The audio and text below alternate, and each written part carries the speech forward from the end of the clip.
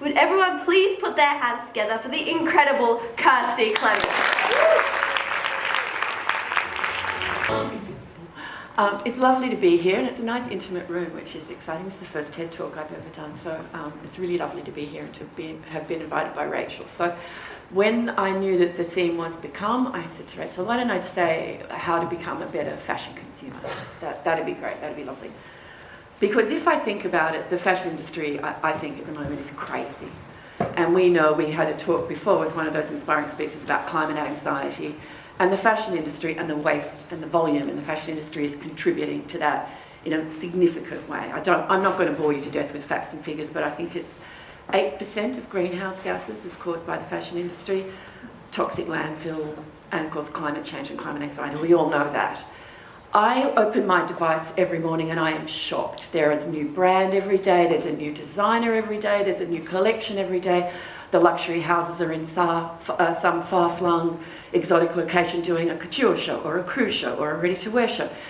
There's a fashion week everywhere. It doesn't stop. There's just so much stuff out there. And I would largely suggest nobody's any better dressed for it. So now I understand the irony of standing here and telling you, especially the young people in the audience, nobody loves anything better than a boomer telling you that you're doing something wrong. Now I'm not a boomer, I'm just on the cusp. But of course I was in that fashion industry and I was telling you, I have sold clothes. I was at Vogue for 27 years, Harper's Bazaar for a few, so decades of fashion. I was editor-in-chief for 13 years. I sold you clothes digitally as well in the last part of my magazine career. So I was putting out magazines 12 times a year. You could argue 11 times too many. Really, there's just too much. But we are all in this together. It's not the young people that are the problem. We're all in it together. And I wanted to weave history into this because I'm a big believer of history. Most of my students, when I teach at fashion college, are not. But I really think that we have to understand history to understand where we are now and how do we get here. So I'd like to take you back to Sylvania High School. Look at that.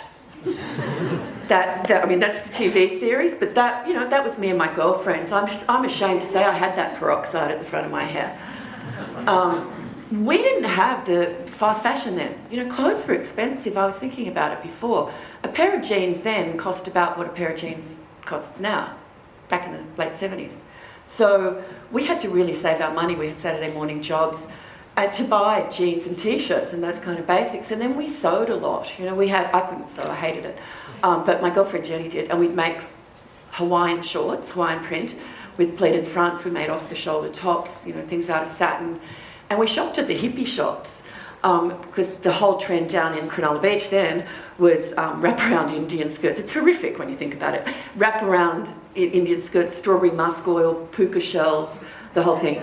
But we weren't buying a lot. We probably bought a pair of jeans a year. You'd have to let the hems down as you grew, if you think about it.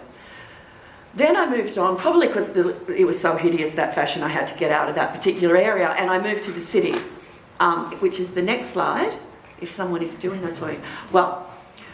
And punk. And so I moved out when I was 16 and we were all again broke, so we bought our clothes at vintage stores and at thrift shops. Again, there weren't these fast fashion chains and we were also trying to find our style and our individuality. Now, of course, that's Vivienne Westwood. None of us had the money to fly to London and buy anything at her store in London on the King's Road, but we made do. And I don't know if there's some other older people in the audience, disposal stores. They were crazy great because they were all military and army gear that were made really beautifully. So they were like navy blue wool bomber jackets and military sweaters and all this sort of stuff that we used to get and kind of destroy. We spray painted them, so that was probably a lot of microplastic. But we were, doing individual things with that. The whole trend in the punk thing was skinny jeans at that point, black skinny jeans. I'm here to tell you in 1979, 1980, there weren't any black skinny jeans in the shop. That wasn't a thing. So we used to have to buy them, so whatever it was, General Pants or maybe Grace Brothers, and probably they were flared and we hated hippies. And then we would run them in on the sewing machine, poor old Jenny, back at the sewing machine, and then dye them black with Dylon black dye, which our mothers would then discover all over the towels in the laundry. So we were again being really inventive, and also the clothes that we were thrifting through. If you think about it, when you thrift, It's about the clothes from 20 years beforehand. So we're there in the late 70s, early 80s. So these things are from the 50s and the 60s, possibly even some of them from the 40s, because they were so beautifully made. A lot of them were homemade, and they were just great fabrics, coats that you could still wear for another 20 years. Whereas what you're thrifting through now is Y2K, or even like further than that along, and it's fast fashion stuff which doesn't have any of that longevity. So we were kind of good consumers. After that, so that was, I was thrifting. I would have had to look differently. I went to Vogue, and I started to work at Vogue in the mid-80s. I thought about this when I was putting the slideshow together. Sorry about the clarity.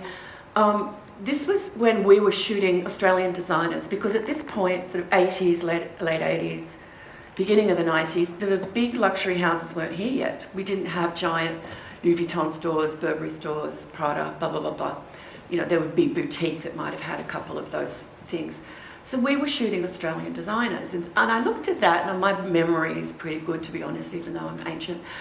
That Jenny Hayman, all the Aussie girls, like Jenny Hayman, Kirstie Hinds, Elle Macpherson. I didn't go on any of those shoots, but I certainly saw the clothes in the stockroom when they were going out. They're all Australian designers, you know, and they were really well made. Look at that beautiful coat. Because apart from the fact that, so there is a statistic, the average Australian buys 56 pieces of clothing a year. Okay, it's a lot, one a week, say, but non-sustainable clothing, because you're not buying things, you're not buying a beautiful jacket that you're going to be whipping out 25 years' time. You're buying, we are buying non-sustainable clothing that is adding to this terrible problem of landfill. We've all seen those documentaries that ends up in the beaches in Africa. The microplastics, all of the polymers and the nylons that we're wearing that shed, and all the plastics that are in the ocean, these are all interconnected. You cannot separate them out. And I understand you don't have a lot of money at the beginning, and you want to wear nice fashion, you want to experiment with fashion. It's very, very hard to avoid cheap clothing, I get it. But we are all in this together, and we actually do have to take some responsibility. Apart from the fact, if you look at the timeline, if you're saying that it sort of started in 2000 and that proliferation of fast fashion that got bigger and bigger and bigger with social media and online, we now buy 60% more clothing. It just shouldn't be like that. That is an enormous amount. Imagine what that looks like as a visual part. 60% more clothing globally, but we don't even wear it. We wear, what's that statistic? 20% of your wardrobe, 80% of your time.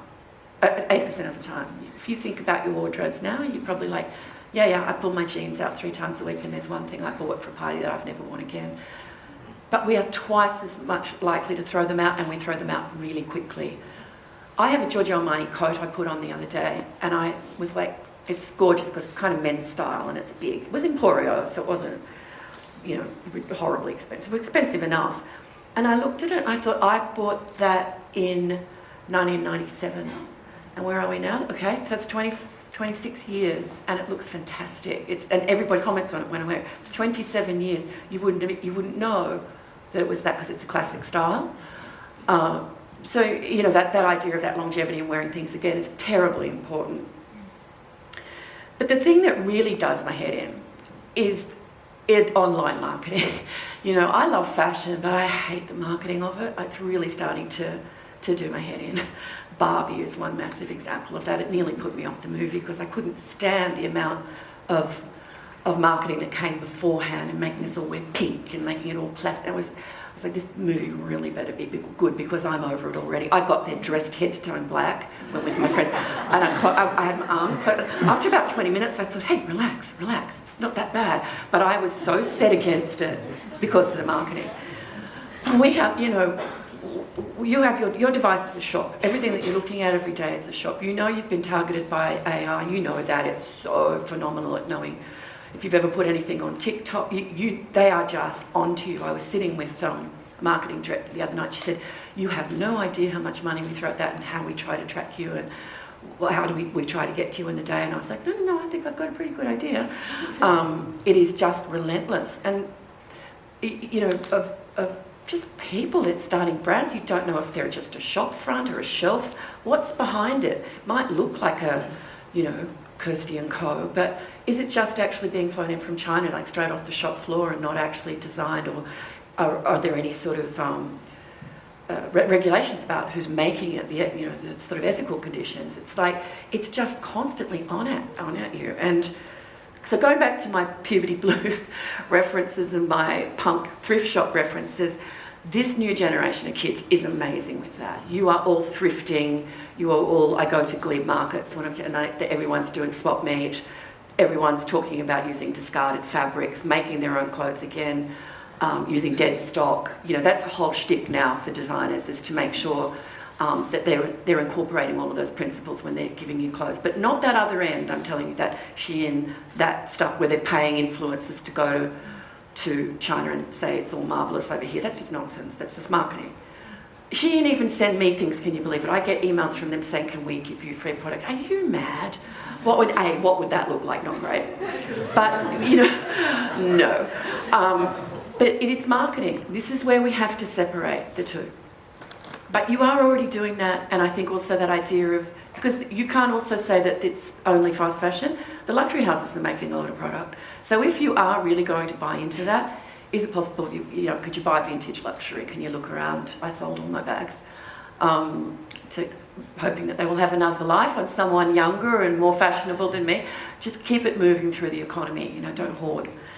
Like those awful, in those shows where there's like 500 Birkins, you're like, it's fashion porn, it's awful. It's just excessive.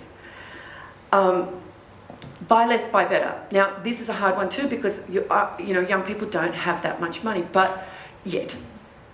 You're all going to go off and have these incredible careers, but try and save up for the best quality item you can. So rather than buying 6 handbags that are kind of crappy and you won't love that much, and maybe they're going to fray or they're going to break or the gilt's going to come off the clasp, save up and get one really good quality bag that you love, and every time you pull it out, you look at it and you go, that's me, that represents me, I love that. And you will keep it forever. Handbags really do have a long life and a good resale value. Shoes not so much, but there are some things like coats and leather jackets and handbags that do have a long life. So think about doing that.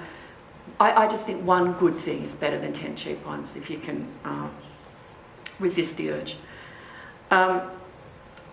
This is pretty simple. I think I read it on the internet once. Somebody had started a try not to shop for a month day or something.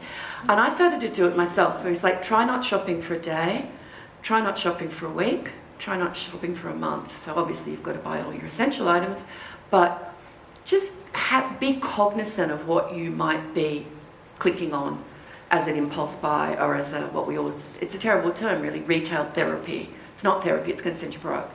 So try and just take a breath, and that idea of leaving it in the cart, because I could get just as much of an endorphin rush buying all this stuff and then looking at it and thinking, I'll leave it. Now AI is going to find me, they're going to offer me a 10% discount, but if I just take another breath, I'll probably find out 48 hours later I either don't want it, or I've already got that thing in my wardrobe, I was just sort of buying a different version of it.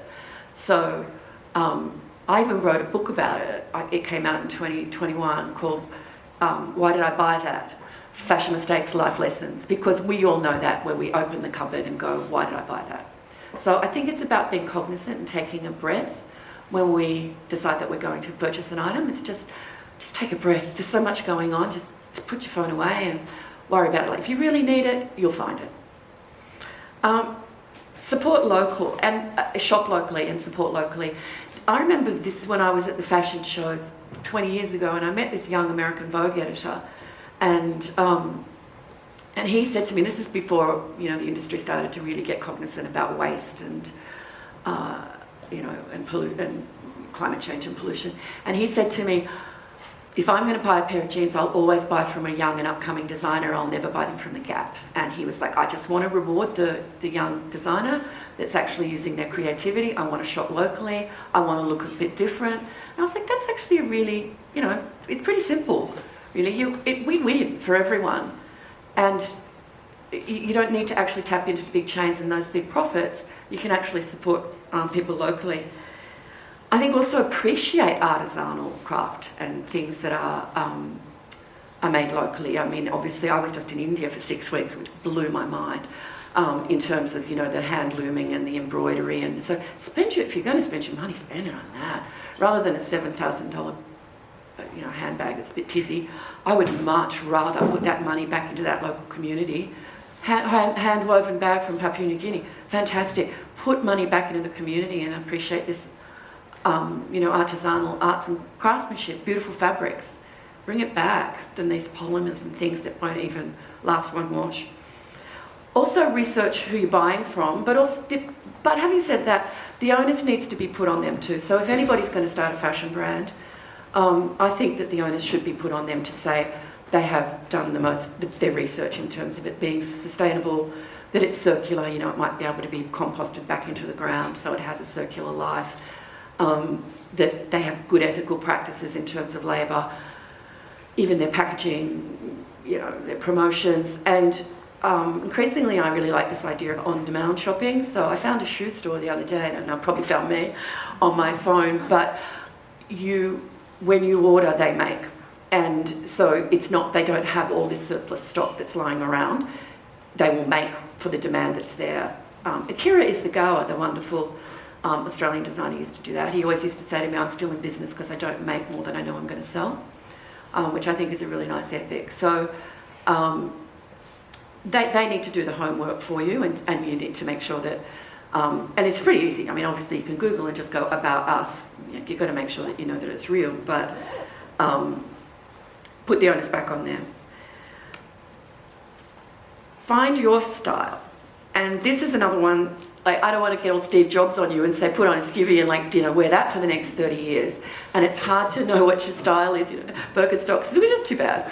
When you're young, again, well, even when you're older, people are still trying to find their style, and you're making mistakes. It's another reason I wrote my book. But what I think is helpful is to sort of kind of define who you are by a few key pieces. So, for example, I am a person who loves blue cotton shirts and black jackets and sneakers. I never liked heels. I loved when I finished Vogue and I threw out all my high heels. I like jeans. I like feminine blouses. And I stay in that zone. It's almost like, it's like a core uniform, a core wardrobe. And so, because every mistake I've ever made where I have opened up the wardrobe and thought, why did I buy that, is because it was an impulse buy or a purchase buy, or I was trying to follow a trend. I'm going to do boho, and I'm not a person who looks good in boho. I look really boho in boho, and that's not a good look. Yeah, going back to that, try to wear something, they say, I don't know who they are, but try to wear something 30 times. I'd say try to wear them more than that. That doesn't sound very much to me. 50 times is only once a week. If you've got a good, well-made something, you should be able to wear it twice a week, 3 times a week.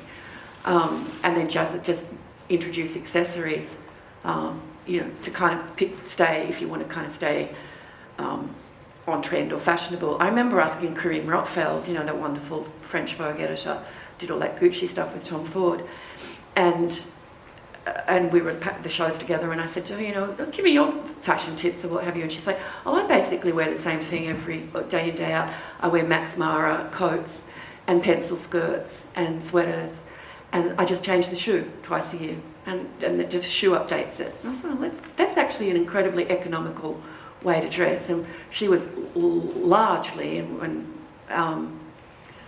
obviously, it was true that she was an incredible style icon. It was because she knew who she was. She had a great haircut. She kind of had this uniform, and then she changed the shoe. And that always stuck with me, because I thought, Corinne Rothfeld, people probably think she's got things like The Devil Wears Prada coming in on racks and she's choosing them. She's not. She found a thing, she found a niche, and she did it, which made a lot of sense to me. So we have to just become more aware. And we have to have a conscience, because we can't blame everybody else. We can't say, it's the big manufacturers, or, and we see success stories of people who are selling really crappy things, buying huge houses in, this and so. Well, okay, go you do you, but we have to make a stand. I do identify with that climate anxiety that was discussed earlier today, and we just have to take a breath and say, what we buy counts. So I would just ask you to become more aware of what you are purchasing every single time. And thank you for having me.